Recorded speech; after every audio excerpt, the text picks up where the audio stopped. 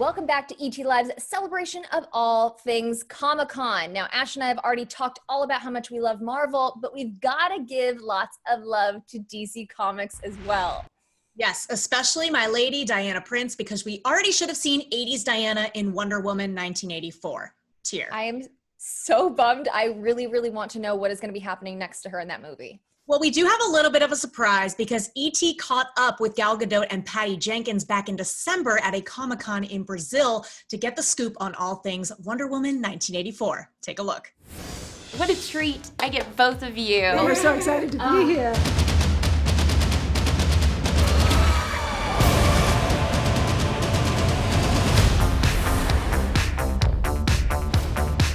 Where do we find your character? Where do we find you?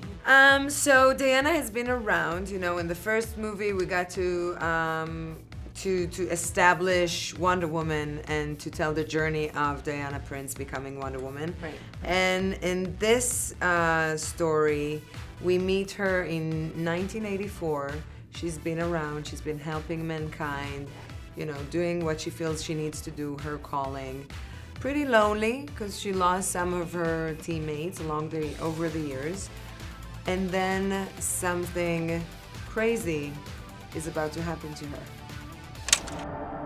Steve.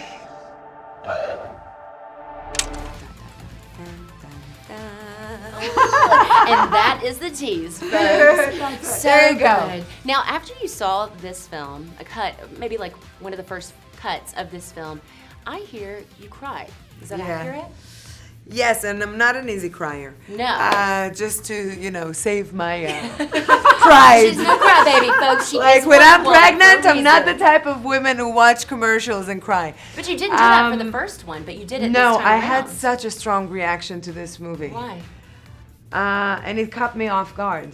Why? I think I can't tell you what happened in the movie that made me cry. I can just say it was the very beginning. But I've never seen that. All of a sudden, I wasn't the Gal Wonder Woman, the actress, the producer who were on set and were there when everything was shot. I was little girl from a suburb in Israel watching all by myself in the cinema, which is for itself a surreal experience, watching this thing, and I've seen this amazing girl, doing this amazing things.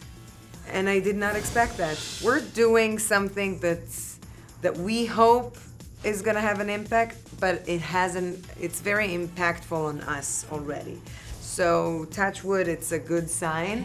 And I hope you and the audience will have a similar reaction.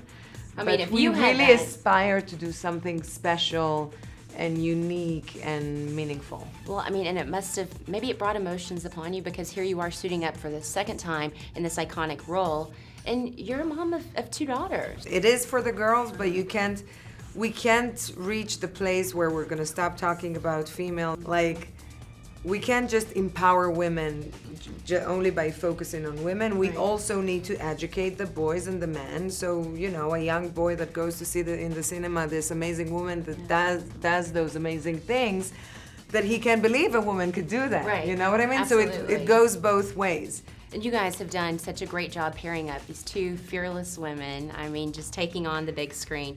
But Patty, what has been? Yes, you got it. You got that magic touch. I think every time I make a movie, I'm trying to make a masterpiece. Like that's what you'll never get there. You'll never feel that you did, but that's always what you're trying to do. I started to see what I felt like the second movie could be. Its own movie. Okay, so own standalone. It's Totally. Not like, It is a. It has to do. It's the same character. It's and the there's same, we don't break time continuity. It's not a reboot. Yeah. So it's a sequel in that way, but it's not a sequel to a story. It's its own story. The world needs you.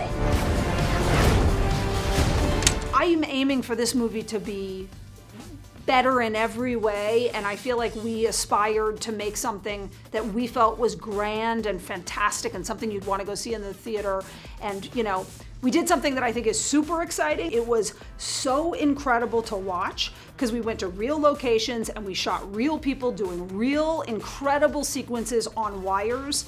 And a lot of the wire rigs we did, no one's ever done before because the wires have gotten so sophisticated, but it's gone out of vogue of shooting that way. I'm still recovering. I feel so lucky we got to make this massive, grand film. And we are flashing back to 1984, so perhaps that's why we're taking a little throwback to some of these means of filming. So yeah, can't wait to see the big hair.